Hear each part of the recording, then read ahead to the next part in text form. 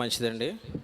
మరింతవరకు పాటల ద్వారా దేవుని నామాన్ని మహిమపరిచినటువంటి ప్రియ సహోదరి సహోదరులకు నా వందనాలు. అలాగే మనం అందరం కూడా మరి దేవాదేవునికి కృతజ్ఞతాస్తుతులు చెల్లింపబద్ధులమై ఉన్నాం. గడిచినటువంటి దినములన్నీ దేవుడు తన సజీవమైన రెక్కల చాటున మనల్ని భద్రపరిచి ఈ ఆదివారపు దినాన తండ్రి అయినటువంటి దేవుడిని ఆరాధించుకున్నటకు దేవుడిచ్చినటువంటి గొప్ప అవకాశము మన జీవితాల్లోనికి రావడం జరిగింది. ఇది నాన్న కొన్ని ముఖ్యమైనటువంటి సంగతులు మీకు చెప్పాలని ఆలోచన కలిగి ఉన్నాను. ఏంటి అని అంటే, క్రైస్తవ్యంలో అబద్ధికులు అనేటువంటి ఆలోచన. క్రైస్తవ్యంలో అబద్ధికులు. మొదట అబద్ధం అంటే ఏంటండి? అసలు అబద్ధం అంటే ఏంటి?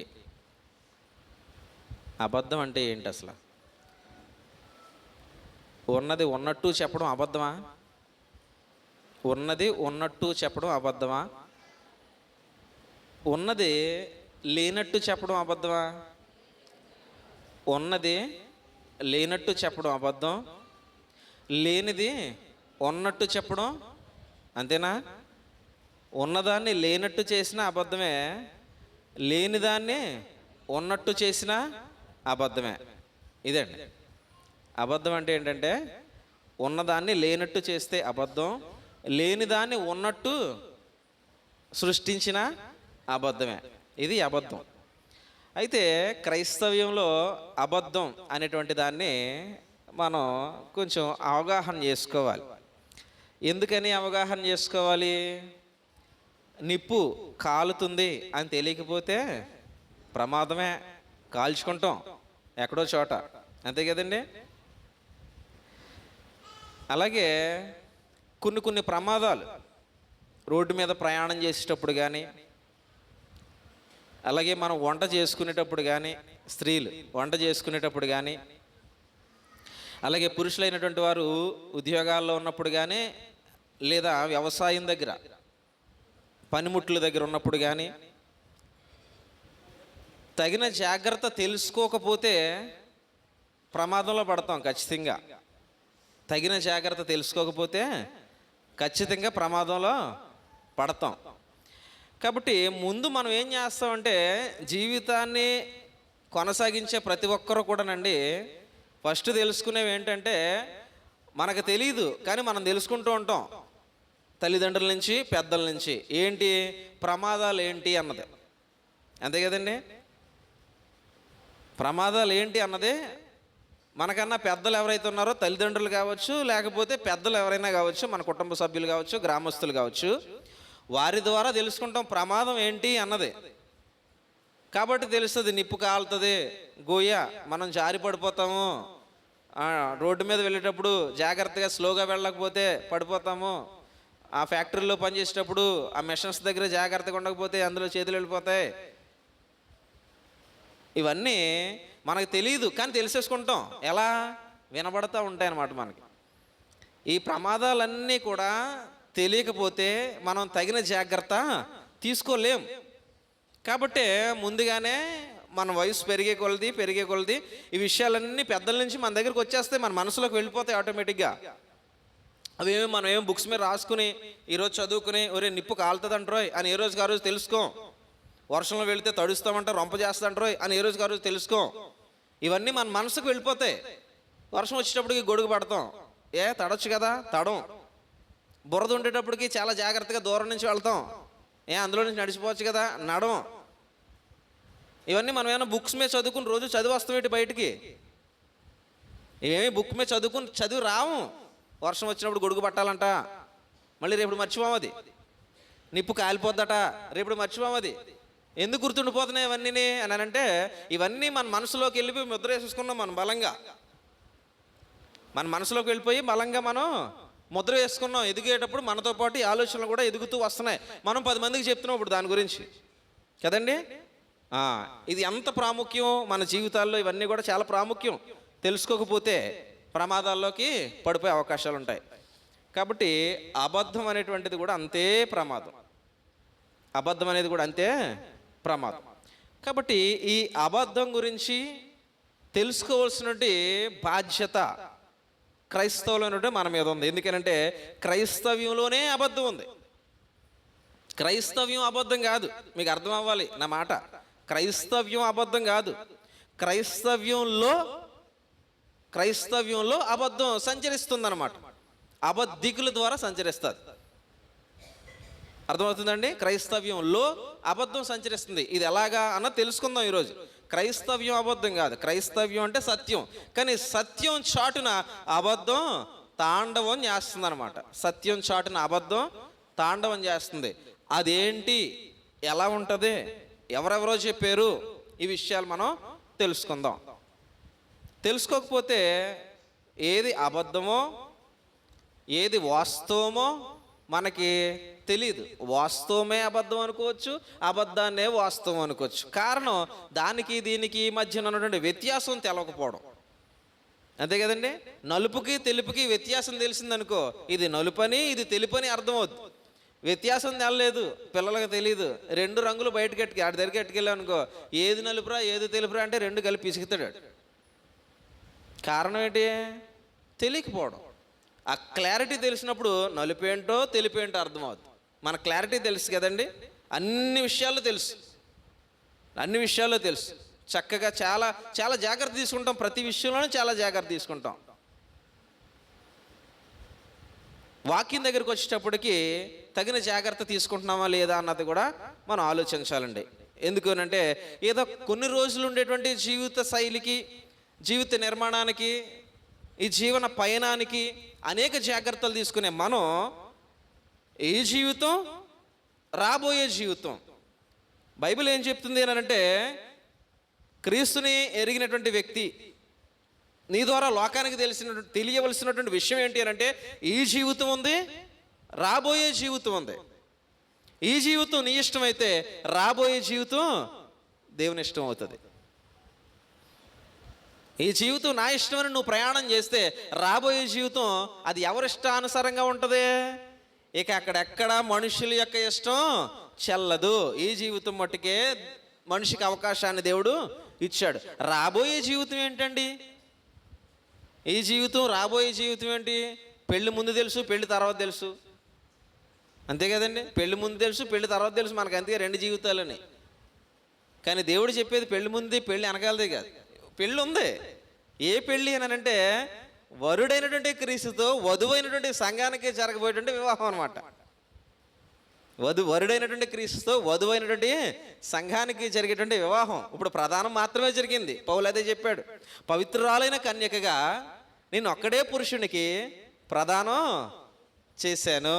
అయితే హవ్వ తన కుయుక్తి చేత, అపవాది కుయుక్తి చేత హవ్వను మోసపరిచినట్లు ఈరోజు నిన్ను అదే అపవాది తన కుయుక్తి చేత మోసపరుచుతాడేమో అని నాకు భయం వేస్తుంది అని అంటాడండి కొరింథీయులకు రాస్తూ పత్రిక. దాని మీద సాగుదాం ఈరోజు. కాబట్టి మనం ఆలోచన చేసుకోవాలి, ఈ జీవితం అనంటే ఈ లోక ప్రయాణం, రాబోయే జీవితం అని అంటే ప్రభువైన యేసుక్రీస్తు వచ్చి మనల్ని తీసుకుని వెళ్ళిన తర్వాత ఉండేటువంటి జీవితం. ఇలా రెండు జీవితాలు ఉన్నాయి. ప్రతి మానవుడికి ఉన్నాయి రెండు జీవితాలు. దేవుడిని నమ్మిన వాడికి ఉన్నాయి, దేవుడిని నమ్మని వాడికి ఉంది. అయితే రాబోయే జీవితం దేవుని ఇష్టం. అది ఈ జీవితమే మన ఇష్టం. రాబోయే జీవితానికి పునాది వేసుకునేటువంటి అవకాశం ఈ జీవితంలో ఉంది. జాగ్రత్త తీసుకుంటే పునాది వేసుకోగలవు, జాగ్రత్త తీసుకోకపోతే పునాది వేసుకోలేవు. ఈ జాగ్రత్త తీసుకునేటప్పుడే ఏది వాస్తవమో ఏది అసత్యమో, లేదా ఏది సత్యమో లేది అసత్యమో తెలుసుకునేటువంటి బాధ్యత మనం తీసుకోవాలన్నమాట. ప్రభువైనటువంటి యేసుక్రీస్తు ఒక ముఖ్యమైనటువంటి సమాచారం ఇస్తూ ఇలా మాట్లాడాడు. మత్తయి సువార్త 24వ అధ్యాయంలో చాలా ముఖ్యమైనటువంటి సమాచారాన్ని ఇచ్చాడు. అక్కడ యేసు ప్రభువారు తన శిష్యులతో మాట్లాడుతున్నటువంటి సందర్భం అది. ఆ సందర్భంలో ఆయన మాట్లాడుతూ ఏమని చెప్తారనంటే, 24వ వచనం దగ్గర ఒకసారికి వెళ్తే, 24వ వచనం దగ్గరికి, ఏమంటాడంటే ఇక్కడ అబద్ధ క్రీస్తు అనేటువంటి మాటని చెప్పేటువంటి ప్రయత్నం చేస్తున్నాడు ఆయన. అబద్ధ క్రీస్తు, అబద్ధపు క్రీస్తులను, అబద్ధపు ప్రవక్తలను వచ్చి సాధ్యమైతే ఏర్పరచబడిన వారిని సైతము మోసపరచుటకే గొప్ప సూచక క్రియలను మహత్కార్యములను కనపరచెదరు అన్నాడండి. ఏర్పరచబడిన వారు ఎవరు ఇంతకనే? ఎవరండి? పిలువబడిన వారు అనేకులు అన్నాడు కదండి. పిలువబడిన వారు అనేకులు, ఏర్పరచబడిన వారు కొందరే. ఏర్పరచబడిన వారు కొందరే అంటే ఇప్పుడు క్రిస్టియనిటీ అని చెప్పుకునేటప్పుడు ప్రపంచం ఉంది కదా, ప్రపంచంలో ఎక్కువ శాతం ఏంటి మనం గొప్పగా చెప్పుకుంటాం. ప్రపంచంలో ఎక్కువ శాతం క్రైస్తవులు, ఎక్కువ శాతం. ఇప్పుడు దేవుని కళ్ళలోనే చూసాం అనుకోండి, ఇదే క్రైస్తవుల్ని దేవుని కళ్ళలోనే చూసాం అనుకోండి, దేవుడు ఈ వాక్యం జీవిస్తాడు మనకు. ఏమని అనంటే, పిలువబడిన వారు అనేకులు ఉన్నారు, కానీ ఏర్పరచబడిన వారు కొందరే ఉన్నారు. మరి కొందరి వైపు కూడా జాగ్రత్తగా చూడు, ఈ కొందరిని కూడా మోసపరిచేటువంటి అవకాశాలు ఉన్నాయి. అదే ఇక్కడ చెప్పాడు అనమాట. అబద్ధపు క్రీస్తులను, అబద్ధపు ప్రవక్తలను వచ్చి సాధ్యమైతే అనే పదాన్ని ఉపయోగించాడు అక్కడ. కారణం ఏంటంటారు? రాజ్కుమార్ అవకాశం ఇచ్చాడు అనుకో, అయిపోయినట్టే. దేనికి? కింద చెప్పాడు చూడండి, దేనికనంటే గొప్ప సూచక క్రియలను మహత్కార్యములను కనపరచుదురు. ఇదిగో ముందుగా నేను మీతో చెప్పి ఉన్నాను కాబట్టి ఎవరైనాను. యేసుప్రభు చెప్తున్నాడు ఈ మాట. నేను ముందుగా మీతో చెప్తున్నాను అబ్బాయి, ముందుగా చెప్తున్నాను. నేను ఇక్కడ ఇంకా పరలోకానికి వెళ్ళలేదు అప్పటికి, ఇంకా యేసుప్రభు వారు భూమి మీద ఇంకా శరీరధారి తిరుగుతున్నటువంటి దినాల్లో చెప్తున్నటువంటి మాటలు ఇవి. రెండో రాకడ గురించి చెప్తుంటాడు, అలాగే యెరూషలేం నాశనం గురించి చెప్తుంటాడు. ఈ అధ్యాయాన్ని జాగ్రత్తగా పరిశీలన చేసినప్పుడు అది చెబుతూ ఈ గొప్ప వాస్తవాన్ని అక్కడ బయటకు చెప్తాడు ఆయన. ఏంటంటే నేను ముందుగా చెప్తున్నాను. పిల్లలకి మనం ముందే చెప్తాం ప్రమాదాలన్నీ కూడా, అయిపోయాక చెప్పం, ముందుగానే చెప్తాం. నేను ముందుగా చెప్తున్నాను. ఏంటి ముందుగా చెప్తున్నాను అని అంటే, ఎవరైనాను ఇదిగో అరణ్యములో ఉన్నాడని మీతో చెప్పినాను, వెళ్ళొద్దు. ఇదిగో లోపల గదిలో ఉన్నాడని చెప్పినాను, నమ్మకుడి అంటున్నాడు. ఏంటి, ఏం చెప్తారు చెప్పనా? ఈ విషయాన్ని బట్టి పలానా చోట అలా జరుగుతుంది అంట. పెద్దాపురం వెళ్తే తీర్థమేనా? తైలం. పెద్దాపురం వెళ్తే స్వస్థత స్వర్ణ దేవాలయం ఏదో ఉంటుంది అక్కడ. తైలం మోస్తాడు సోమవారం అనండి. అది శుభ్రం స్నానం చేసి వచ్చేస్తారు. ఇంటికి వెళ్ళాక 3-4 సబ్బులు కరుగుతాయి దానికి. అంత నూనె పోస్తారు నెత్తి మీద నుంచి. ఎందుకంటే ఈ చూడండి, మనం వ్యవసాయానికి పంపులు వేస్తాం మందు కొట్టడానికి, అది ఇచ్చి కూడా వేస్తున్నారు. జనం ఎక్కువైపోయారు. మరి అందరి మీద ఇలా నూనె వేసి ప్రార్థన చేయడానికి అయ్యగారికి టైం సరిపోక పంపించుకుని బుస్సుమని కొట్టేస్తుంటే మొత్తం అందరూ అందులో స్నానం చేస్తున్నారు. ఇంకా మరి ఇది ఎక్కడ పద్ధతో నాకైతే అర్థం కాలేదు. వాళ్ళు ఎక్కడ ఎతికారో మరి, వాళ్ళకి తెలలేదు ఏ బైబిల్లో నుంచి ఎతికారో మరి. పంపులు ఇచ్చుకుని స్ప్రే చేసేసే విధానాలు. పలానా చోట అంట హాస్పిటల్కి ఉంటాయండి అలాగా. ఏమండి ఆ పలానా చోట కిడ్నీ స్పెషలిస్ట్ ఉన్నాడు, అక్కడికి వెళ్తేనేమో ఐ స్పెషలిస్ట్ ఉన్నాడు, ఇక్కడికి వెళ్ళిపోతే ఇంకో స్పెషలిస్ట్ ఉన్నాడని చెప్తారు. బాగుంది, ఉంటారు, ఖచ్చితంగా ఉంటారు. హాస్పిటల్స్ ఉంటాయి అలాగా. మన ఆర్గాన్స్ని బట్టి ఆ స్పెషలిస్ట్ ఉంటారు, వాళ్ళు చదువుతారు ప్రత్యేకంగా దానికోసం. అలా కాకుండా క్రైస్తవ్యంలోనే పలానా చోట అదేంటి మరి? దేవుడు ఏమో పక్షపాతిగాడు, దేవుడేమో అన్యాయస్తుడు కాదుడని నేర్చుకుంటున్నాం మనం. అంతేనండి. నీకు ఇచ్చిన రక్షణే నాకు ఇచ్చాడు, నీ కోసం చనిపోయాడు, నా కోసం చనిపోయి తిరిగి లేచాడు. నీకు పరలోకం ఉందంటున్నాడు, నాకు పరలోకం ఉందంటున్నాడు. మరి ఇద్దరికి అన్నీ సమానం అని చెప్పినప్పుడు అక్కడెక్కడో ఒక సంఘానికి ఒక శక్తి ఇచ్చి, ఇక్కడ ఇంకొక అయ్యగారికి ఏమో ఇంకో గొప్ప శక్తి ఇచ్చి పలానా చోటకి వెళ్తే జరుగుతుంది అనేటువంటి ప్రత్యేకత ఇచ్చినప్పుడు సమన్యాయం చేసినోడు ఎలాగవుతాడండి? అవుతాడా? ఆలోచించండి ఒకసారి. అదే ఈ వ్యత్యాసాన్ని గమనించండి. ఇదిగో అక్కడ ఉన్నాడు, ఇదిగో ఇక్కడ ఉన్నాడు అని చెప్పితే మీరేం చేయొద్దు, నమ్మొద్దు. మరి ఎక్కడుంటాడు క్రీస్తు? ఎక్కడుంటాడు? ఎక్కడ ఇద్దరు ముగ్గురు నా నామమున, ఆయన నామమును బట్టి, పేరుకి కాదు. మరి దేనికేనంటే సమర్పణ కలిగిన వారుగా ఎక్కడైతే ఆయన కొరకు కలుసుకుంటారో అక్కడ ఆయన ఉంటాడు. ఇప్పుడు మీకు ఒక విషయాన్ని, సన్నివేశాన్ని జ్ఞాపకం చేస్తాను. అపోస్తుల కార్యాల గ్రంథానికి వెళ్ళినప్పుడు పేతురు గారిని చెరసాల్లో వేశారు. పేతురు యోహాను చెరసాల్లో వేశారు. కొంచెం రంపుగా ఉంది, మీరేమీ ఇబ్బంది పడకండి, నా దగ్గు వల్ల కరోనా కట్టలేదు నాకు. పేతురు యోహాన్ని చెరసాల్లో వేశారు. చెరసాల్లో వేస్తే సంఘం ఏం చేసింది? ప్రార్థన చేసింది. సంఘం ఏం చేసిందండి? పెద్దాపురం తైలాభిషేకానికి వెళ్ళలేదు అక్కడ సంఘం. అక్కడే ఉండి, అంటే యోహాన్ గారి గృహం అనమాట అది.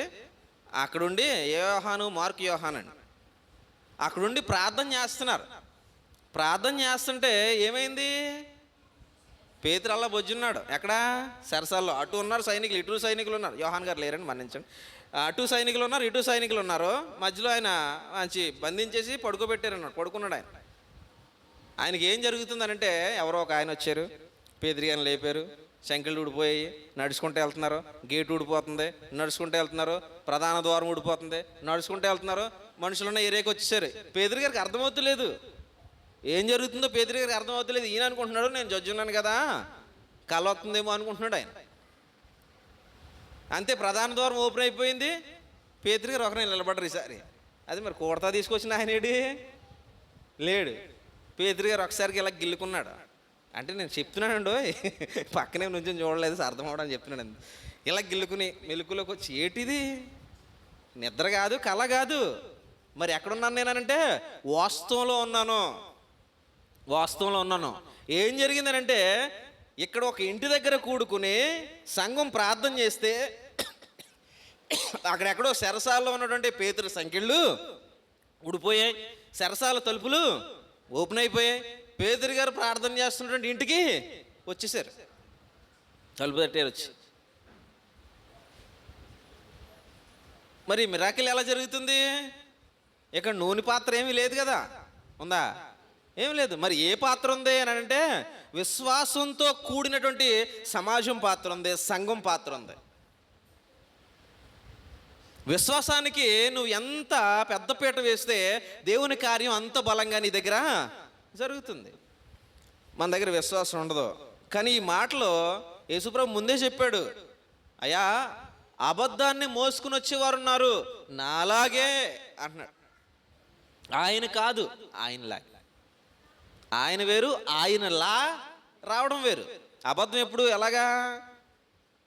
ఇప్పుడు ఒక సబ్బు ఉందనుకోండి, ఒరిజినల్ సబ్బే, కానీ లా ఉంటుంది అనమాట. ఇంకోటి అంతేనా అండి? లా ఉంటుంది అనమాట.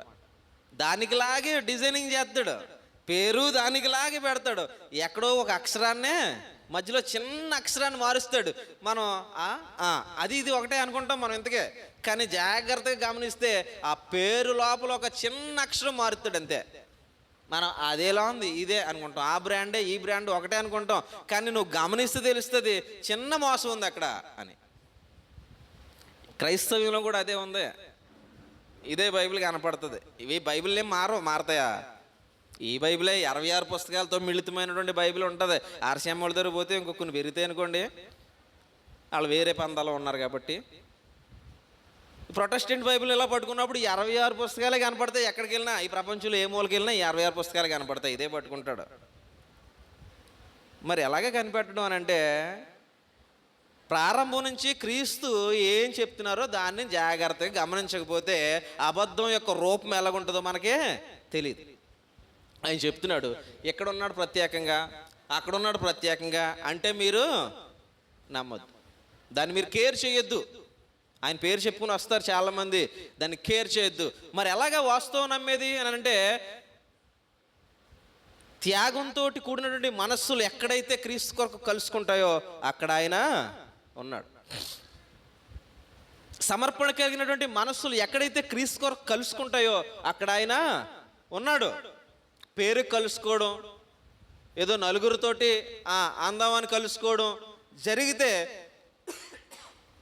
అక్కడ క్రీస్తు లేడు, మనుషులు మాత్రమే ఉన్నారు. కాబట్టి క్రీస్తు పేరట అబద్ధాన్ని ప్రచారం చేసేవాళ్ళు, క్రీస్తు పేరట అబద్ధంలో నడిపించేవాళ్ళు కోకొల్లలుగా ఉన్నారు ఈరోజు. ఒక విశ్వాసి పాడైపోతున్నాడు అని అంటే, ఒక విశ్వాసి అబద్ధాన్ని పట్టుకుని ప్రయాణం చేస్తున్నాడంటే కారణం ఏంటి? అబద్ధమే వింటున్నాడు, అబద్ధమే నేర్చుకుంటున్నాడు. అబద్ధం విని అబద్ధం నేర్చుకున్నప్పుడు అబద్ధంగానే వెళ్తాడు. అంతేనా అండి? అబద్ధంగానే వెళ్తాడు.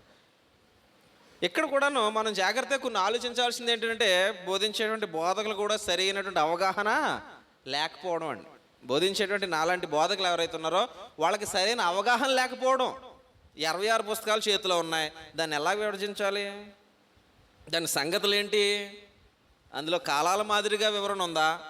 మనుషుల మాదిరిగా వివరణ ఉందా? ఎలా ఉంది అసలు బైబిల్ గ్రంథంలో? ఈ వ్యత్యాసం చాలామంది తెలియదు ఈరోజు. తెలుసా? నాకు తెలుసు, చాలామంది తెలియదు అన్న సంగతి. ఎందుకంటే నేను వెళ్తున్నాను కాబట్టి, వాళ్ళకే బోధ చేస్తున్నాను కాబట్టి. ఆ వ్యత్యాసం తెలియదు చాలామందికి. 66 నాయే అని మూట కట్టుకుని నెత్తిమీద ఏడుకునే వాళ్ళు చాలామంది ఉన్నారు ఈరోజు. నీయే, నీ దేవుడే ఇచ్చాడు. కాకపోతే దాంట్లో ప్రత్యేకత అంటూ ఉంది. కొన్ని జనాంగాల సమూహం ఉంది, కొన్ని జనాంగాల చట్టాలు అందులో ఇమిడి ఉన్నాయి. నువ్వెవరు అక్కడ? అంతకే నీ ప్లేస్ ఏంటి ఆ బుక్లో? దాన్ని గమనించాలి. ఆ ప్లేస్ ఏంటో ఎప్పుడైతే గమనించావో ఆ ప్లేస్లో ఉన్న వాస్తవాన్ని నువ్వు తీసుకునే ప్రయత్నం చేస్తావు. ఇది నాది అని అర్థమైంది అనుకోండి, ఆ నాదిలో ఏది వాస్తవం ఏది అవాస్తవం అని అక్కడ నువ్వేం చేస్తావు? పరిశీలన చేస్తావు. ఆ పరిశీలన ప్రాముఖ్యం అన్నమాట మనకి. ఆ పరిశీలన కలిగిన వారిగా క్రైస్తవులు ఉండాలి అన్నదే యేసుప్రభు చెప్తున్నాడు. మెలకువ కలిగి అని అంటాడు కదా వాక్యంలో మాట్లాడుతూ. ఏమంటాడండి? మెలకువ కలిగి అంటాడు. మెలకువ కలిగి అంటే అర్థం ఏంటండి?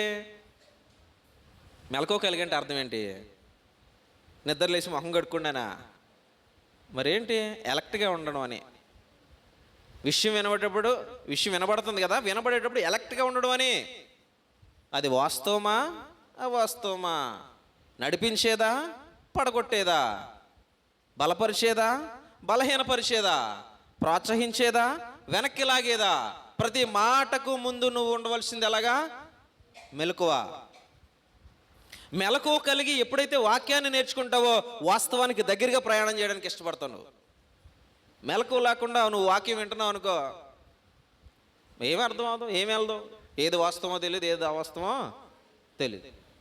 కాబట్టి ఆయన ముందుగా చెప్తున్నాడు ఏమనంటే, అబద్ధపు క్రీస్తులను అబద్ధపు ప్రవక్తలను వచ్చి సాధ్యమైతే ఏర్పరచబడిన వారిని సహితము మోసపరచుటకై గొప్ప సూచక క్రియలు మహత్కార్యాలు కనపరుస్తారంట. ఇవన్నీ మనం అలాంటివి చేసాం ఏమనుకుంటాం? అనుకుంటాం కదండి. ఏ మహత్కార్యాలు అద్భుత క్రియలు చూపిస్తారో అని అన్నాడు ఈయన యేసుప్రభు వారు. మనం అనుకుంటాం. చాలామంది మ్యూజిషియన్స్ ఉంటారు, మ్యాజిక్లు చేస్తారు కదండి.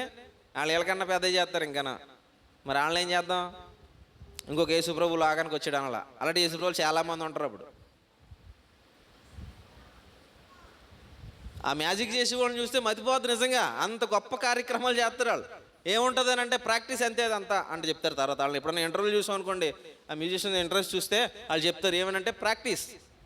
ఒకే దాన్ని పదే ప్రాక్టీస్ చేస్తే ఈ నిపుణత దగ్గరికి వస్తుంది, దాన్నే మేము ప్రదర్శిస్తాం అని చెప్తారు. అది మనం చేయలేం, వాళ్ళు చేయగలరు. మరి వాళ్ళనే ఏమందాం? కాబట్టి యేసుప్రభు ఇదే చెప్తున్నాడు, మెలకువ కలిగినటువంటి సమాజమా వాస్తవాన్ని గమనించడానికి సిద్ధంగా ఉండు. ఎందుకనంటే నీ క్రైస్తవ జీవన శైలిలో అబద్ధపు ఛాయలు ఎక్కువ కనిపిస్తాయి. ఎప్పుడు అనంటే వాస్తవాన్ని నువ్వు గ్రహించినప్పుడు.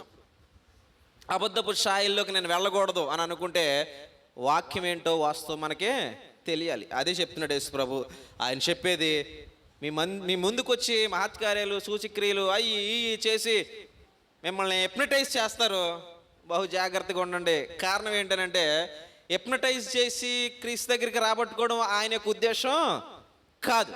యేసుప్రభు ఏం చెప్పాడు? సర్వసృష్టికి వెళ్ళండి, సర్వసృష్టికి సువార్త, సర్వసృష్టికి ఎప్నటైజ్ చేయండి, ఎప్నటైజింగ్ ద్వారా మనుషులందరినీ ఆకర్షించండి, ఆకర్షించిన వారందరినీ సంఘంలోకి చేర్చండి అన్నాడా? ఆయన అలా అనలేదండి. ఆయన ఏమన్నాడు? సర్వసృష్టికి వెళ్ళండి, సర్వసృష్టికి నా సువార్తను ప్రకటించండి, నమ్మి బాప్తిసం పొందినవాడు రక్షింపబడతాడని చెప్పాడండి. నమ్మి ఎవరైతే బాప్తిసం పొందుతారో వారు రక్షింపబడతారు. మీరు చేయాల్సిన పని ఏంటంటే సువార్త ప్రకటన. సువార్త ప్రకటన ఏం చేస్తుందంటే ఒక మనిషి యొక్క మనసు మారుస్తుంది. మొదటి సంఘం కట్టబడింది కదా 3,000 మందితోటి. మొదట 3,000 మందితో సంఘం కట్టబడింది. మొదట 3,000 మందితో సంఘం కట్టబడినప్పుడు పేతురు గారు మిగిలినటువంటి 11 మంది అపోస్తలులు బోధించారు. ఆ రోజు ఏ మిరాకిల్ చేశారు అప్పుడు వాళ్ళు? ఏ మిరాకిల్ చేశారండి బోధ చేసినప్పుడు? వాళ్ళు ఏమైనా చేశారా? వాళ్ళ బోధ మాత్రమే చేశారు. బోధ ఏం చేసిందనంటే అక్కడ ఉన్నటువంటి వారి యొక్క హృదయాలకి గుచ్చుకొని వెళ్ళి వాళ్ళ వాక్యాన్ని మాత్రమే చెప్పారు. వాక్యం చెప్తే అక్కడ ఉన్నటువంటి వారి హృదయాలకి గుచ్చుకుంది ఆ మాట వెళ్ళి. ఆ 11 మంది మాట్లాడుతున్నప్పుడు, 12 మంది మాట్లాడుతున్నప్పుడు అంటే దేవుని వాక్యమే సూటిగా నాతో నీతో మాట్లాడాలి, మన మనస్సులను కరిగించాలి, మన విశ్వాసాన్ని అభివృద్ధి పరచాలి. అంతే తప్ప మనం గారడీలకు మనం లొంగిపోయేవారుగా, గారడీల కోసం దేవుని దగ్గరకు వచ్చేవారుగా, స్వస్థతల కోసం దేవుని దగ్గరికి వచ్చేవాడిగా ఉండకూడదండి. ఎందుకనంటే స్వస్థత దేవుని వశంలో ఉంది. ఆయనకు ఒక నామకరణం కూడా ఉంది. ఏంటది? స్వస్థపరచు యెహోవా. మనకేదో స్వస్థత కావాలి, అయితే దేవుని వశంలో ఉంది. ఆయనే స్వస్థపరచు యెహోవా అనే నామకరణం ఉంది ఆయనకి. స్వస్థత వస్తుంది, దాని కొరకు నువ్వు రాకు. ఇంకా దానికంటే ఇంపార్టెంట్ది ఒకటి ఉంది. ఏంటది? పరలోకం. స్వస్థత ఇంపార్టెంట్ కాదు. స్వస్థత వచ్చింది, స్వస్థత కోసం వచ్చావు, స్వస్థత వచ్చింది. ఎన్నాళ్ళు ఉంటావు? స్వస్థత ఎందుకు కోరుతామండి? మనం బతికి బట్ట కట్టాలండి, భూమి మీద ఉన్నదంతా నేను తినేయాలండి, అంతే కదా. బతికాం, బట్ట కట్టాం, ఎన్నాళ్ళు ఉంటాం? ఉంటుంది కదా, ఒక పాయింట్ ఉంది కదండి మనకంటూ. ఒక చొక్కు పెడతాడు కదా దేవుడు. ప్రతి ఒక్కరికి లైఫ్లో మనకు ఒక చొక్కు ఉంటుంది. అక్కడ ఆగిపోతాం, అక్కడ వరకు ప్రయాణం చేస్తాం, అక్కడ ఆగిపోతాం. మరి దాని తర్వాత దేవుడు అదే అంటున్నాడు, అది కోరుకో. నా దగ్గరికి వచ్చేటప్పుడు నువ్వు ఏది కోరుకోవాలనంటే ఓ పాయింట్ దగ్గర నువ్వు ఆగిపోతావు చూడు, అక్కడ నేను ఆగిపోకూడదని కోరుకో. ఆగిపోకూడదంటే అవును, మరణంలో నుంచి జీవంలోనికి, మరణంలో నుంచి జీవంలోనికి, మరణంలో నుంచి జీవంలోనికి దాటిపోవాలి, అది కోరుకో. దేవుని దగ్గరికి అందుకురా, యేసుప్రభుని అందుకు నమ్ముకో. గారడీల కోసం, స్వస్థత కోసం దేవుని నమ్ముకోవడం అది వాస్తవ జీవన ప్రయాణం కాదు. వాస్తవ జీవన ప్రయాణం ఏంటి అని అంటే హృదయం మారి దేవుని దగ్గరికి రావడం, మరణం లేని ఆత్మకు శాశ్వత జీవం కావాలని దేవుని దగ్గరికి రావడం, పరలోకం అనేటువంటి ఆ మహాపట్నం నాకు కావాలి అని దేవుని దగ్గరికి రావడం, ఇది వాస్తవం. అవాస్తవాలు ఏంటండి? కోరికల కోసం దేవుని దగ్గరికి రావడం, భోగముల కోసం దేవుని దగ్గరికి రావడం, ఈ లోక సంబంధమైన, యుగ సంబంధమైనటువంటి ఆశలను తీర్చుకోవడానికి దేవుని దగ్గరికి రావడం, ఇవన్నీ అవాస్తవాలు. ఇవేవి పరలోకం మనల్ని నడిపించవు. సువార్త ద్వారా మనకు మార్పు రావాలి. సువార్త విని మనం సంఘానికి చేరాలి. సంఘానికి చేరిన మనం రక్షణను గుప్పిడితో పట్టుకుని ప్రయాణం చేయాలి. ఎందుకనంటే ఇలా గుప్పిడితో బిగించి నీ రక్షణ పట్టుకోకపోతే నువ్వు అవకాశం ఇస్తావంట. అందుకే సాధ్యమైతే అనే పదం వాడాడు అక్కడ. మనకిచ్చిన రక్షణ మనం గుప్పిలతో పట్టుకుని నడవకపోతే ఎవరికి అవకాశం ఇస్తాం? ఇలా విడిచామనుకో, అపవాది అలా దూరిపోతాడు. వెంటనే దూరిపోయి క్రైస్తవునే అంటావు, కానీ క్రీస్తుకు దూరంగా ఉంటావు. క్రైస్తవునే అంటూ క్రీస్తుకు దూరంగా ఉంటే నీకు ఏ ప్రయోజనం లేదు. కాబట్టి ప్రయోజనం కోసం దేవుని దగ్గరికి వస్తే ప్రయోజనం పొందే విధంగానే ప్రయాణం ఉండాలి. అదే వాస్తవ జీవన ప్రయాణం అవ్వాలి. కాబట్టి యేసు ప్రభు వారే కాదండి, ఇంకా దీని గురించి మనం చూస్తే ఒక మాట కూడా చూద్దాం. మార్కు సువార్త 13:21 కూడా ఇదే ఉండొచ్చు అనుకుంటా. 13:21 ఒకసారి చదువుదాం. 21 ఏముందనంటే మార్కు సువార్త 13వ అధ్యాయము 21వ వాక్యం చూద్దామండి. ఇదిగో క్రీస్తు ఎక్కడ ఉన్నాడు? అదిగో అక్కడ ఉన్నాడని ఎవడైనాను మీతో చెప్పిన ఎడలా నమ్మకుడి. ఆ కాలమందు అబద్ధపు క్రీస్తులను అబద్ధపు ప్రవక్తలను వచ్చి సాధ్యమైన ఎడల ఏర్పరచబడిన వారిని మోసపుచ్చుటకై సూచక్రియలను మహత్కార్యములను అగపరచుదురు. మీరు జాగ్రత్తగా ఉండుడి. ఇది జాగ్రత్త, ఈ విషయంలో జాగ్రత్త. ఓయ్ ఓయ్ ఆయన అనుకోకండి.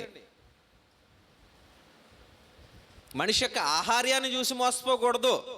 నీకైనా నాకైనా కావాల్సింది ఏంటంటే వాక్యం. వాక్యం యొక్క మెట్టులు మనం ఎక్కినప్పుడే పరలోకమైనటువంటి గవిని మనం చేరగలం. వాక్యం లేకుండా మనం అడుగులు వేస్తాం అనుకో, ఎన్నాళ్ళు తిరిగినా లోకంలోనే తిరుగుతాం. వాక్యం నన్ను ఎక్కడికి తీసుకెళ్తుంది అంటే తండ్రి అయినటువంటి దేవుని దగ్గరికి తీసుకెళ్తుంది.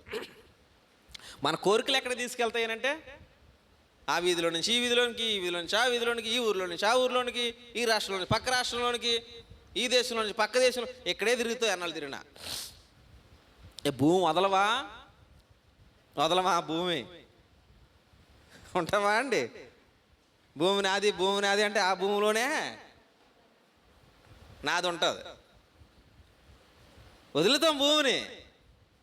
వదిలే భూమిని నాది అని పరిగెత్తకో, వదిలేస్తాం. వదిలిన తర్వాత ఎక్కడికి వెళ్తావో అది నాదని పరిగెత్తు. పౌలు అదే చెప్పాడు, మన పౌరస్థితి పరలోకం ఉంది. అది నాదను, అది వాస్తవం. ఇది నాది అని పరిగెత్తకో, ఇది వాస్తవం కాదు.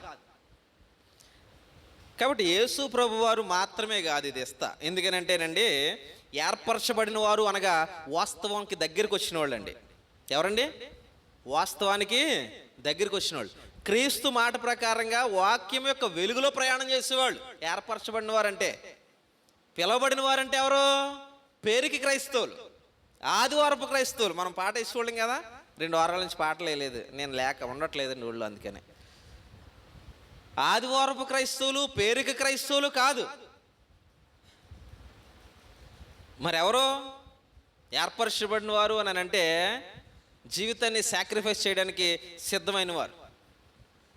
యేసు ప్రభు తండ్రి మాట కోసం తన ప్రాణం ఇవ్వడానికి భూమి మీదకే వచ్చాడు. అపోస్తలులు ప్రభు వెళ్ళిపోయిన తర్వాత బాధ్యత అప్పగించారే, బాధ్యత కోసం ప్రాణం పోతుందన్న, ప్రాణం పోవడానికి మేము సిద్ధంగానే ఉన్నాం, అది నిర్ణయించుకునే ఈ పనికి వచ్చాం అన్నారు వాళ్ళు. మొదటి శతాబ్దంలో క్రీస్తు ప్రభు సంఘం సమస్యలు వచ్చాయి, దాని గురించి చెప్తాను ఇదే సిరీస్లో. దాన్ని కొనసాగిందాం తర్వాత. యావద్దికలు అయిపోయిన తర్వాత ఆపదలను కొనసాగిందాం దాన్ని. మొదటి శతాబ్దపు క్రైస్తవులు భయపడలేదు క్రీస్తుని వెంబడించడం కోసం. వాళ్ళు పొందబోయే పరలోకాన్ని గురిపెట్టి చూశారు తప్ప వదిలేటువంటి లోకం నాదని వాళ్ళు ఎప్పుడూ అవాస్తవంలో ప్రయాణం చేయలేదు. మన దగ్గరికి వచ్చి ఆలోచన చేసుకుందాం ఒకసారి. ఏ ఉద్దేశంతో మనం ఇక్కడికి ఉన్నామో, మనం ఏర్పరచబడిన సమూహంలో ఉన్నామా? ఏర్పరచబడిన సమూహం అయితే ఎలా ఉంటుందనంటే డెడికేటెడ్గా ఉంటుందన్నమాట, సమర్పణ జీవితం. నాకు ఈ మాట గుర్తొచ్చినప్పుడు ఎవరు గుర్తు వస్తారనంటే క్రాంతి కుమార్ గుర్తు వస్తాడు. ఎందుకనంటే అతను ప్రార్థన చేస్తుంటాడండి. చేసినప్పుడల్లా ఏమంటాడో తెలుసా? అదే ఈ ప్రభురాత్రి భోజన కార్యక్రమంలో ఆయన ప్రార్థన చేసినప్పుడల్లా, మేము మా కొరకు కాక మా కొరకు ఎవరైతే మరణించారో ఆయన కొరకు మేము జీవించాలి కదా, అలాగే జీవించేలాగా చూడమంటాడు ఆయన. అలాగే జీవించాలి మేము అని అంటాడు ఆయన. గుర్తొస్తుంది, వాక్యమే చెప్తారు ఆయన ప్రార్థనలో. కాకపోతే నాకు ఆ సమర్పణ జీవితం అనే పదం గుర్తొచ్చినప్పుడల్లా ఆయన గుర్తొస్తాడు. కారణం ఏంటనంటే ఆ పదం ఎక్కువ వాడుతున్నాడు, మనం వాడతలేదు కాబట్టి. అలాంటి సమర్పణ జీవితం ఉన్నవారిని సహితము మోసం చేస్తారంటండి. అది ఇక్కడ ఉన్నటువంటి మెయిన్ పాయింట్.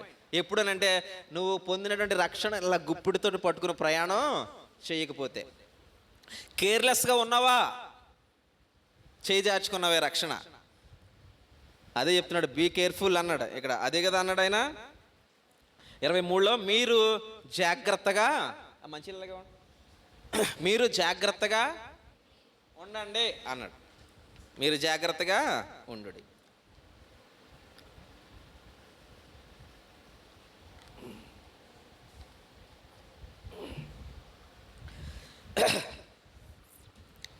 ఇంకా ఇది క్రీస్తు ప్రభు చెప్పిన మాటలండి. స్వయంగా ఎవరు చెప్పారు? క్రీస్తు ప్రభు చెప్పిన మాటలు.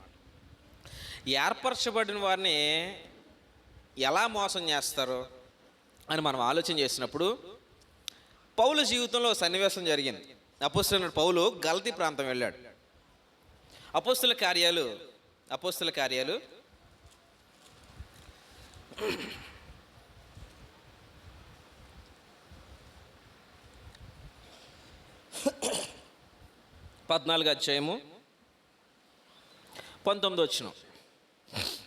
అపోస్తల కార్యాలు 14:19. అంతియొకయ నుండి ఇకోనియా నుండి యూదులు వచ్చి జనసమూహమును తమ పక్షంగా చేసుకుని పౌలు మీద రాళ్ళు రువ్వి అతడు చనిపోయినని అనుకుని పట్టణపు వెలుపలకి అతనిని ఈడ్చిరి అన్నాడు.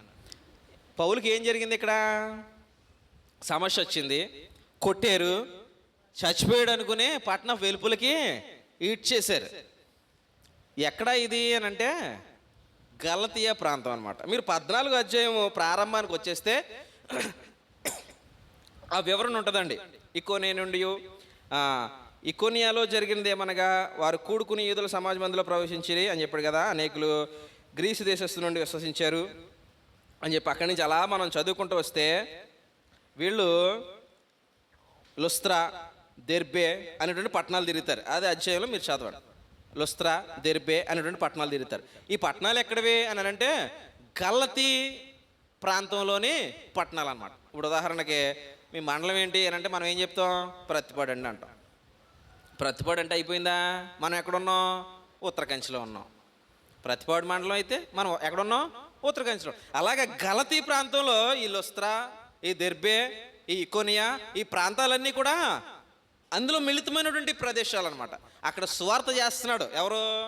పౌలు. పౌలు అబద్ధికుడా వాస్తవం అని చెప్పేవాడా?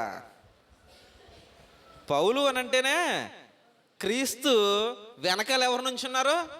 ఆయన నుంచున్నాడు. అలాంటి పౌలు గలతీ ప్రాంతంలో సువార్త చెప్పడానికి వెళ్తే పౌలు సమాజానికి చెందిన వాళ్ళే, అంటే ఆ యోధా మతానికి చెందిన వాళ్ళే, ఆ ఇశ్రాయేల్ కుటుంబానికి చెందిన వాళ్ళే వీళ్ళందరూ వచ్చి అంత్యోకయ నుంచి వచ్చారు. వీళ్ళందరూ బయలుదేరి వచ్చారు.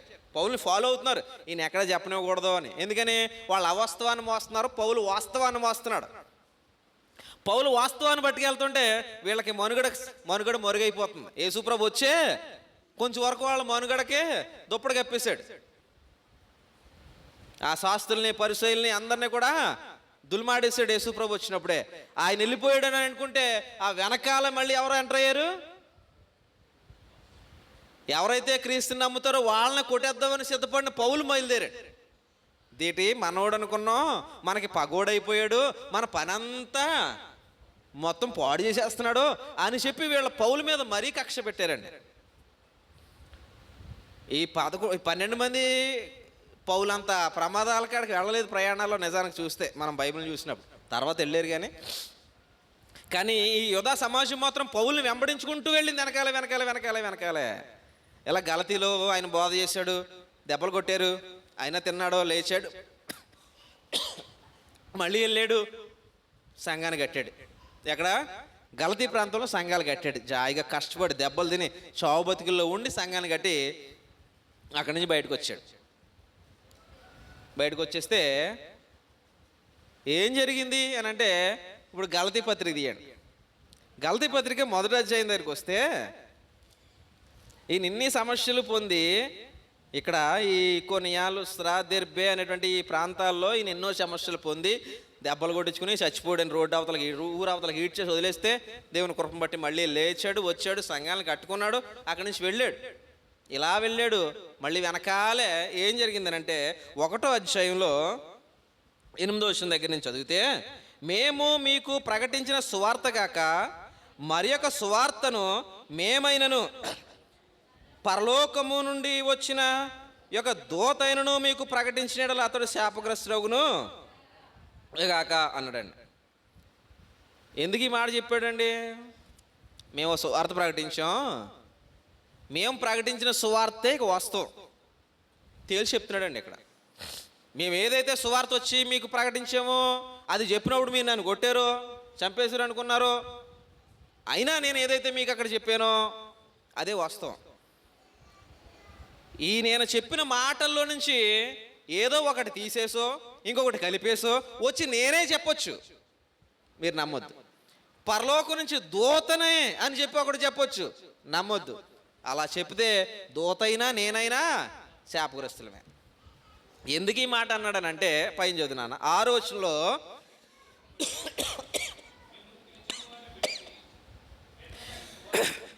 క్రీస్తు కృపను బట్టి మిమ్మును పిలిచిన వారిని విడిచి భిన్నమైన స్వార్థ తట్టుకు మీరింత త్వరగా తిరిగిపోవుట చూడగా.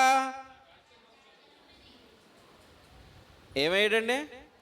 పౌలు ఆశ్చర్యపోయాడట. ఏంటి ఇంత త్వరగా తిరిగిపోయారు ఈ మనుషులు? ఏ సువార్త? పౌలు ప్రకటించని భిన్నమైన సువార్త. పౌలు ఎవరి దగ్గర నుంచి తీసుకుని ప్రకటించాడు? యేసు ప్రభు దగ్గర నుంచి. కిందన 12వ వచనంలో చదవండి ఒకసారి. మనుషుల వలన దాని నేను పొందలేదు, నాకెవ్వడనూ దానిని బోధించలేదు, కానీ యేసుక్రీస్తు బయలుపరచుట వలననే అది నాకు. పౌలుకి ఎవరు నేర్పారు? పేతురు గారా? కాదు. యోహాన్ గారా? కాదు. ఆంద్రేయ గారా? కాదు. మరి ఎవరు? ఈ 12 మందిని నువ్వు ఏలెట్టు జీవించినా వాళ్ళెవరో నాకు, వారు ఎంతటి వారైనా సరే అని అన్నాడు ఇక్కడ.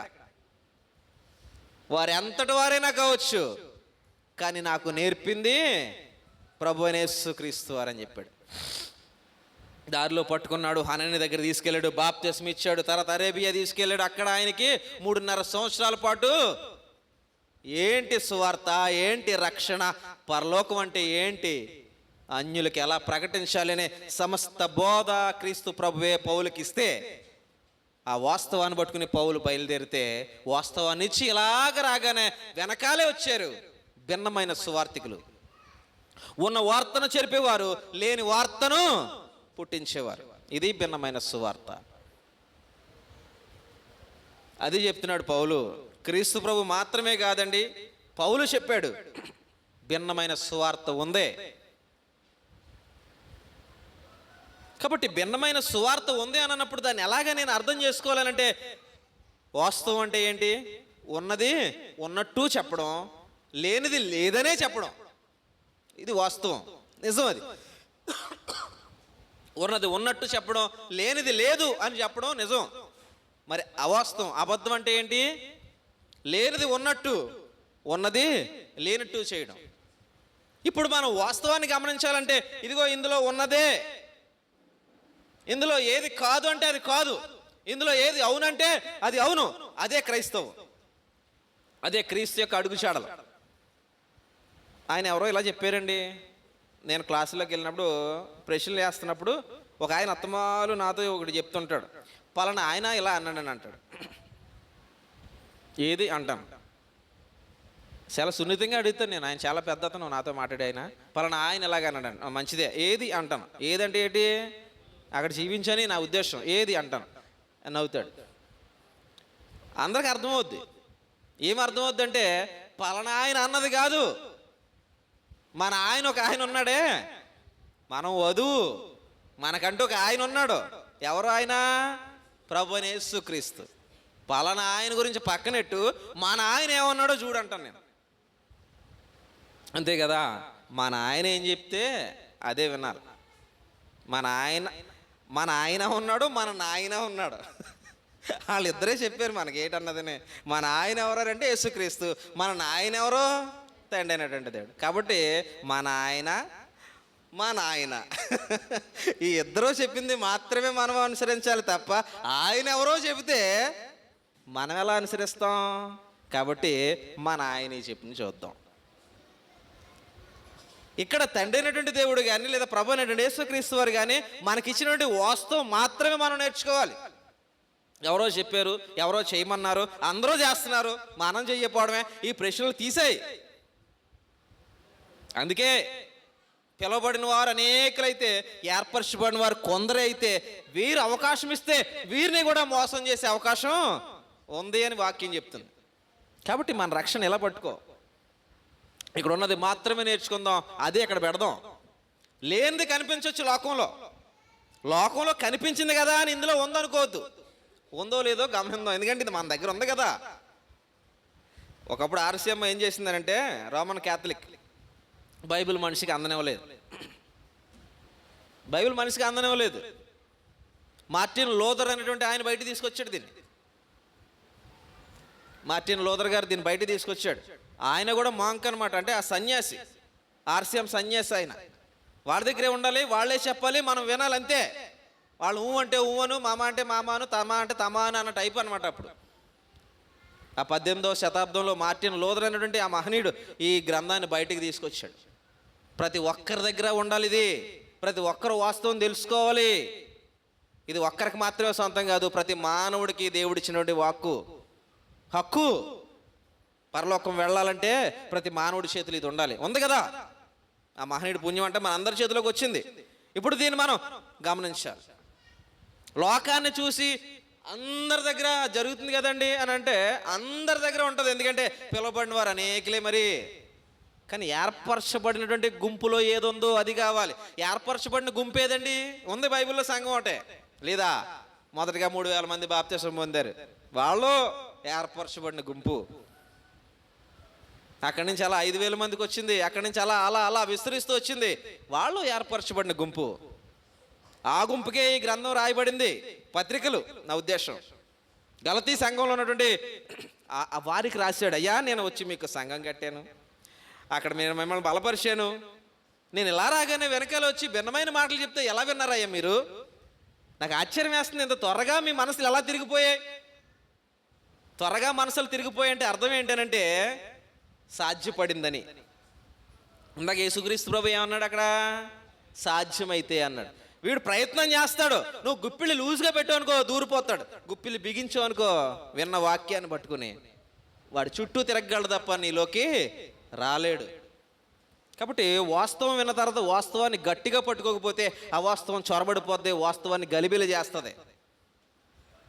అందుకే యేసు ప్రభు వెళ్ళిపోతే చెప్పాడు అనమాట. ఇవన్నీ కూడా వస్తారు, నా పేరు చెప్పుకుంటూ వస్తారు, అక్కడ ఇక్కడ గొప్ప అని చెప్తారు, నమ్మొద్దు.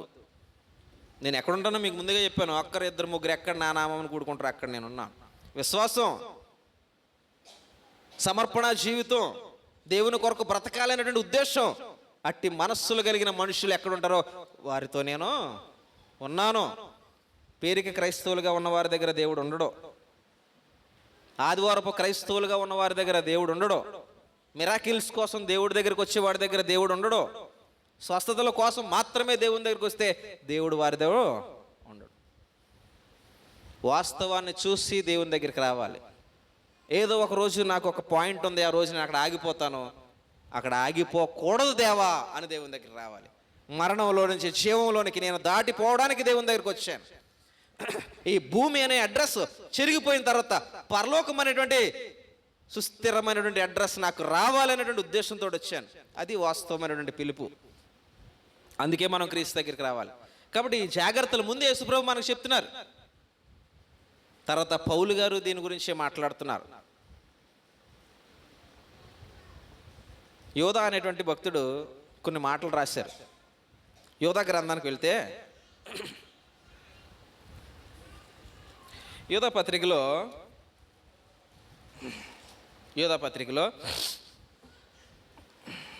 3వ వచనం దగ్గర నేను చదువుతున్నాను. యోధా పత్రిక 3వ వచనం, ఒకే అధ్యాయం ఉంటుంది, అందులో 3వ వచనం. ప్రియులరా, మనకందరికీ కలిగడు రక్షణను గూర్చి మీకు వ్రాయవలనని విశేష ఆసక్తి గలవాడనై ప్రయత్నపడుచుండగా, పరిశుద్ధులకు ఒక్కసారి అప్పగింపబడిన బోధ నిమిత్తము మీరు పోరాడవలనని మిమ్మల్ని వేడుకొనుచు మీకు వ్రాయవలసి వచ్చిన అంటున్నాడు. బోధ ఎన్నిసార్లు అప్పగింపబడిందట? నాకు ఇలా చెప్పాడు దేవుడు అని ఒకడు, నాకు ఇలా కూడా చెప్పాడు దేవుడు అని ఇంకొకడు వచ్చాడు అనుకో, కొట్టకూడదు కానీ కొట్టినంత పని చేయాలి. నీకు నాకు ప్రత్యేకంగా చెప్పడం ఏంట్రా అప్పరో?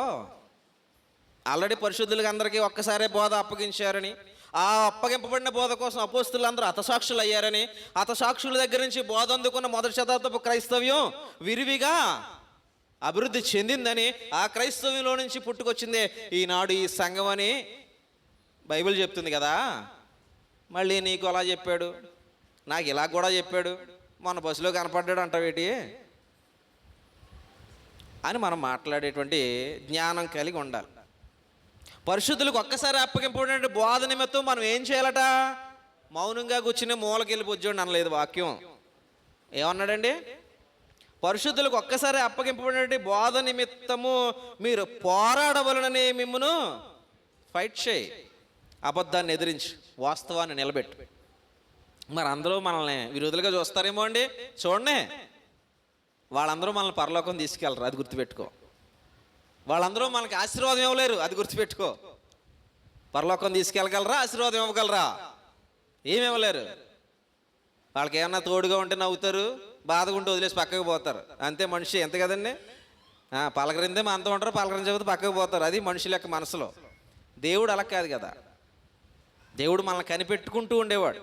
దేవుడు మనల్ని కనిపెట్టుకుంటూ ఉండేవాడు. కాబట్టి మనం ఏం చేయాలి అంటే, ఒక్కసారి అప్పగింపబడిన బోధ నిలబెట్టడానికి ప్రయత్నం చేయి. మనుషులు బాధపడతారేమో, అదేమో ఇదేమో అని మనుషుల్ని మనసులో పెట్టుకోవద్దు. మనుషుల ముఖస్థుతి కోసం మాట్లాడొద్దు. ఇక్కడ అదే మాట్లాడాడు. 16వ వచనం చదువుదాం ఒకసారి. ఏమంటాడంటే, అలాంటి వారట వారు తమ దురాశల చొప్పున నడుచుచు లాభము నిమిత్తము మనుష్యులను కొనియాడుచు అన్నాడండి. మనుషులను పొగుడుతారట. ఎందుకు? మనుషుల్ని పొగిడే టైం ఉంది. పౌలు గారు రోమీలకు పత్రిక రాస్తూ ఒక మాట చెప్పాడు, ఒకరికంటే ఒకరు గొప్పవారిని కనపరుచుకోండి ఒకరినొకరు అన్నారు. ఎప్పుడు?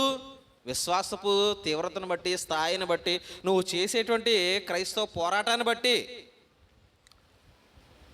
నువ్వు ఎక్కడో మూల నుంచి వచ్చి అప్పుడప్పుడు వచ్చి ఒక 500 ఎత్తున్నాయి కదా అని ఇలాగ ఎత్తేసావు అనుకో, సరిగ్గా ప్రార్థనకి రారు, చక్కని విశ్వాసం ఉండదు, ప్రార్థనా జీవితం ఉండదు, సంఘం యొక్క వృద్ధి కోసం, క్షేమాభివృద్ధి కోసం ఏ విధమైన ప్రయాస ఉండదు. ఎప్పుడో వచ్చి కొంచెం డబ్బులు ఇచ్చారు కదా అని మనం అలా ఎత్తేసాం అనుకో, అదే ముఖస్థుతి అవుద్ది అనమాట. అదే ఇక్కడ చెప్తున్నాడు, లాభము నిమిత్తము మనుషులను కొనియాడుచు అన్నాడు. అదొద్దు. మనుషులను కొనియాడడం కాదు బోధ అని అంటే, మనుషుల యొక్క మనస్సులను మార్చడం, దృఢపరచడం బోధ యొక్క పని అది. కాబట్టి ఇక్కడ ఒక్కసారి పరిశుద్ధులకు అప్పగింపబడింది బోధ అంటున్నాడు. దాని కొరకు మీరు పోరాడాలి అని అంటున్నాడు. అని మిమ్మల్ని వేడుకొనుచు రాయవలసి వచ్చింది. ఎందుకు మీకు ఎలాగ వేడుకుంటూ రాయవలసి వచ్చింది అని అంటే, కొందరు రహస్యముగా చొరబడి ఉన్నారు, వారు భక్తిహీనమైన దేవుని వారు భక్తిహీనులై మన దేవుని కృపను కామాతురతకును దుర్వినియోగపరచుచు మన అద్వితీయ నాథుడును ప్రభువైన యేసుక్రీస్తును విసర్జించుచున్నారు అన్నాడు. ఇక్కడ ఉన్నటువంటి మాటను బట్టి, అరే మేము దేవుడిని నమ్ముకుంటలేదు, యేసు ప్రభుని మేము నమ్ముకుంటలేదు అనరు వీళ్ళు. కానీ వారి క్రియలు, వారి విధానం, వారి మాటలు దేవునికి ఎలా కనపడుతున్నాయంటే ఆయన్ని విసర్జించేవిగా కనపడ. మేము నమ్ముకోం దేవుడిని అని అంటే ప్రార్థన చేయించుకుంటే వాళ్ళతో మనం చేయించుకుంటామా? అబ్బాయి మేము యేసుప్రభు నమ్ముకోండి రా ప్రార్థన చేస్తాను అన్నదనుకో, ఎవరన్నా మనిషి వచ్చి నేను యేసుప్రభు నమ్ముకోనమ్మా ప్రార్థన చేస్తాను రా అన్నదనుకో, ఏంటి నమ్ముకోని అంటున్నావు ప్రార్థన చేస్తాను అంటున్నావు ఏంటి అంటాం మనం. కాబట్టి నమ్ముకోను నాకు తెలీదు అని అనరు, కానీ వాళ్ళ దేవుడిని అమ్ముకుంటూనే తిరుగుతారు. అది గమనించుకోండి అని చెప్తున్నాడు అన్నమాట. వాళ్ళ క్రియా విధానం, వాళ్ళ మాటలు ఏముంటాయంటే వాక్యానికి చాలా దూరంగా ఉంటాయి. మనకు వాక్యం తెలియకపోతే అదే వాక్యం అనుకుంటాం. వాక్యం తెలిస్తే వాక్యం ఎక్కడో ఉందే, నువ్వు ఇంకెక్కడో ఉన్నావు అంటాం. కొంతమంది బోధలు చేసేటప్పుడు వాక్యం తెలిసిన వాళ్ళు కింద కూర్చున్నారు అనుకోండి, ఇక్కడ బోధ చేసేవాడికి నిజంగా కాళ్ళ టెన్షన్ అయిపోతుంటాయి. అక్కడ మేము అక్కడ కూర్చుని వాళ్ళు చెప్పమంటుంటాం. అప్పుడప్పుడు వాళ్ళకి చాలా సంఘాలు ఉంటాయంటండి, ఓ ఎరగొట్టేస్తుంటారు, కుమ్మేస్తుంటారు. మేము లేనప్పుడు వాళ్ళని మాట్లాడుకోమంటుంటాం సరదాగా, అప్పుడు కుమ్మేసుకుంటుంటారు. మేము అలా కూర్చుని మాట్లాడమంటాం. బైబిల్ తీస్తారు కానీ ఏం మాట్లాడతారు వాళ్ళు, 3 నిమిషాలు మాట్లాడి అయ్యగారికి వందనాలండి, తప్పులుంటే ఏమన్నా సరి చేయండి అని పోతారు. ఇదేంటండి బాబు, ఏంటిదంటే భయం. కారణం ఏంటి? ఆ భయానికి గల కారణం ఏంటనంటే వాళ్ళు ముందు నుంచి కూడా వాస్తవాన్ని పరిశీలించకపోవడం అండి. ఆడికి వచ్చినప్పుడు మేము చెప్తుంటాం కదా, ఇది ఇలాగా ఇలాగా అని చెప్పేటప్పటికి కొంతమంది అంటారు, అయ్యగారు ఎన్నాళ్ళు మేము బాధ చేసాం, 30 సంవత్సరాలు బాధ చేసాం, కానీ ఏది పడితే అది చెప్పేసాం వాళ్ళు. దాన్ని సరి చేసుకోవడానికి ఈ అవకాశం దేవుడు ఇచ్చాడేమో అంటారు వాళ్ళు. చాలా మంచిది, మారితే చాలా మంచిదే, సంతోషమే. మారకపోతే మనం ఏం చేయలేం, ఎవరేం చేయలేరు. కాకపోతే ఏంటంటే వాక్యం తెలుసుకుని మనం క్రింద కూర్చున్నప్పుడు ఇక్కడ బోధ చేసేవాడు భయపడుతూ బోధ చేస్తాడు. మనం వాక్యం తెలియకుండా తర్రమ్మలాగా అలా చూస్తున్నాం అనుకో, ఏది పడితే అదే మాట్లాడతాడు. ఎందుకని మనకు తెలీదు. పాస్టర్ గారు ఏది చెప్తే అదే నిజం అనుకునే స్థితిలో మనం ఉన్నాం. కాబట్టి ఇక్కడ ఉండి అల్లెలయ్య అంటే అల్లెలయ్య నరిచాడు, దేవుని స్తోత్రం అల్లెలయ్య నరిచాడు. ఎందుకు అరుతుందో తెలదు, ఎందుకు చేస్తుందో తెలదు, ఎందుకు అరాలే, ఎందుకు అనాలి, ఇవి తెలియవు. దీని రీజన్ తెలియదు మనకి. ఎందుకు అసలు దాని అర్థం ఏంటి అసలు తెలుసా? తెలియదు. కొన్ని అర్థాలు కూడా తెలియకుండా మన నోట్లో నుంచి కొన్ని పదాలు వస్తాయి మనకు. మంచివే, హల్లెలూయా మంచిదే, ప్రైజ్ ది లార్డ్ మంచిదే, కానీ వాటి అర్థాలు ఏంటి, ఎప్పుడు ఉపయోగించాలి అవి తెలియదు మనకి. తెలిసి వాడితే తప్పు లేదు, తెలియకుండా అలా గుడ్డది చేయలేబడినట్టు దాని అర్థాలు తెలియకుండా అవే. ఇక్కడ నేను చెప్పేది ఏంటంటే బైబిల్ యొక్క అర్థం మనకి తెలియనన్నాళ్ళు మనం అబద్ధంలోనే ప్రయాణం చేస్తాం. బైబిల్ యొక్క వాస్తవికత మన మనసుకి దగ్గరైతే అబద్ధానికి చాలా దూరంగా ఉంటాం. యేసుప్రభు గారు, పౌలు గారు, భక్తుడైనటువంటి యోధా గారు, వీరు మాత్రమే కాదు, పేతురు గారు, అలాగే యాకోబు గారు ఇవే చెప్పారు. యాకోబు గ్రంథంలో పత్రికలో మాట ఉంటుందండి. యాకోబు పత్రికలో యోహాన్ గారు, అందరూ ఈ జాగ్రత్తలు చాలా ఉన్నాయి. కాకపోతే నాకు గొంతుకు సహకరించట్లేదు, అందుకే నేను ఆపేస్తున్నాను. ఇంకా ఏం చెప్పినప్పుడు యాకోబు పత్రికలో ఆయన మాట అంటాడండి. ఒకసారి చూడండి, యాకోబు పత్రిక 3వ అధ్యాయంలో, యాకోబు పత్రిక 3వ అధ్యాయము 5వ వచనం చదువుదాం. అలాగుననే నాలుక కూడా చిన్న అవయవమైనను బహుగా అదిరిపడును. ఏంటంటే బహుగా అదిరిపడును.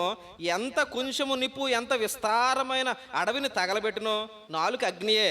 నాలుక మన వశములో, మన అవయవములో ఉంచబడిన పాప ప్రపంచమై సర్వ శరీరమునకును మాలిన్యము కలగజేయచ్చు, ప్రకృతి చక్రమునకు చిచ్చుపెట్టును అన్నాడండి. అది నరకము చేతే చిచ్చుపెట్టును అన్నాడు. నాలుక ఏంటండి? నాలుక. బోధకుడు ఏం చేస్తాడంటే ఇలాగ ఈ వాక్యం తీసి మీ నాలుగులు చేరతా అంటున్నాడు.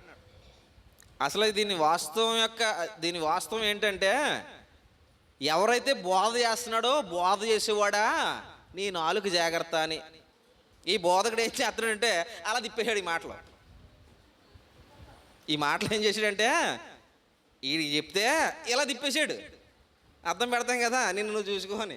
అలాగా ఈ బోధకుడు చెప్తున్నాడండి, అరే నీ నాలుగు జాగ్రత్తగా ఉంటే ఎదురున్న వాళ్ళు జాగ్రత్తగా ఉంటారు. నీ నాలుగు వంకరగా తిరిగితే ఎదురోళ్ళు అందరూ వంకరగానే అయిపోతారు. ఇది బోధకుడు చెప్పాడండి. అదే మా నాలుగులు పక్క పోవచ్చా అని మాత్రం అనకండి, అందరి నాలుగులు బాగానే ఉండాలా. మరి ముఖ్యంగా బోధించేవాడు నాలుగు జాగ్రత్తగా ఉండకపోతే అబద్ధాలు చెప్తాడు, వినేవాళ్ళు అబద్ధాల్లో ప్రయాణం చేస్తారు. కాబట్టి పేతురు గారు కూడా ఈ మాటలు చెప్పారు, యోహాన్ గారు కూడా ఈ మాటలు చెప్పారు. చాలా ఉన్నాయి గ్రంథంలో చూస్తే. ఎంతైతే నీవు ఎలా బ్రతకాలో అన్నది చెప్పాడో అంతే సమస్య తెచ్చేవి కూడా చెప్పాడండి దేవుడు. క్రైస్తవుడుగా నువ్వు ఎలా బ్రతకాలో అని ఎన్ని విషయాలు అది చెప్పాడో, ఈ క్రైస్తవ్యాన్ని అంటే నిన్ను ఏర్పరచుకున్నాడే దేవుడు, ఈ ఏర్పాట్లో నుంచి లాగేసేటువంటి ప్రమాదాలు ఎన్ని ఉన్నాయో అన్నీ కూడా అన్నీ చెప్పాడు. పేతురు పత్రికలో ఉంటాయి, యోహాను పత్రికలు అన్నీ అవే ఉంటాయి.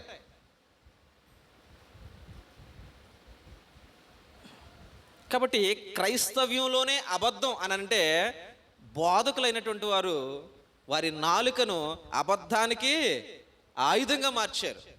అప్పుడు విశ్వాసుల పరిస్థితి ఏమవుద్ది?